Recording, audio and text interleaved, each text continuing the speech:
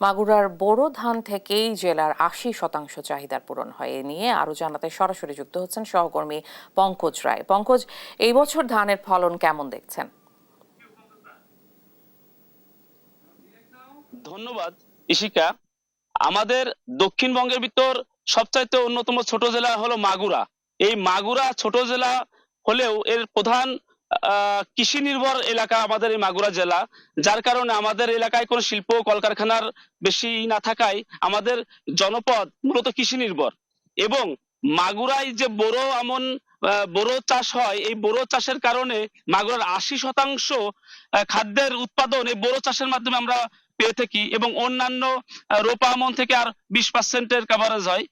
এদিকে আমরা আপনাকে জানিয়ে রাখি, মাগুরায় এবার ৩৯,৩৯৬ হেক্টর মেট্রিক মানে হেক্টর জমিতে লক্ষ্যমাত্রা নির্ধারণ করা হয়েছে, কিন্তু বোরো ধানের আবাদ হচ্ছে ৩৩,৬২৫ হেক্টর জমিতে, যেটা এবার মানে অপতলতা, জমির অপতলতা অনেকেই ধান চাষে এখন আর আগের মতো আগাচ্ছে না, কারণ সারের দাম, কীটনাশকের দাম বৃদ্ধি, জনবল সংকট, টোটাল যান্ত্রিকরণ না হওয়ায় এখন এখানকার কৃষকরা আস্তে আস্তে ধান চাষ বাদ দিয়ে অন্যান্য সবজি চাষের দিকে যাচ্ছে।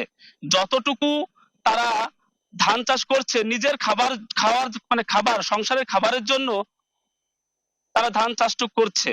এদিকে আমরা জানতে পারি, মাগুরা জেলায় শালিকা এবং মোহাম্মদপুর উপজেলায়, এই দুটি উপজেলায় কৃষি বিভাগের মাধ্যমে সমবায় পদ্ধতিতে কিছু চাষাবাদ করা হচ্ছে, যেটা মানুষকে জানানো হচ্ছে, কৃষককে জানানো হচ্ছে যে আপনারা বৈজ্ঞানিক নিয়মে ধান চাষ করুন। এতে করে আপনাদের ধানের লাইনগুলো সঠিক থাকবে, ধানের স্প্রে, ওষুধ এগুলো সব সঠিক থাকবে। কিন্তু আসলে মাগুরার কৃষকেরা কৃষি বিভাগের সম্পূর্ণ না মানায় বা সম্পূর্ণ নির্দেশনা না মানায় এখানকে বোরো ধানের চাষে খুব ব্যাহত হচ্ছে। এদিকের যে কৃষকেরা তারা এখন পর্যন্ত সনাতন পদ্ধতি এবং যান্ত্রিকরণের বিষয়টি এখনো 100% তাদের সম্ভব হয়নি। চৈত্র মাসের দিকে এখানে পানি সেচের অনেক সমস্যা থাকে, যার কারণে কৃষকের জমিতে মাটি গর্ত করে স্যালো মেশিন দিয়ে পানি উঠাইতে হয়।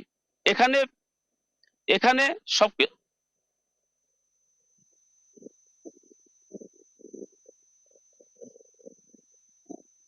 এই ছিল আমার কাছে মাগুরা থেকে সর্বশেষ।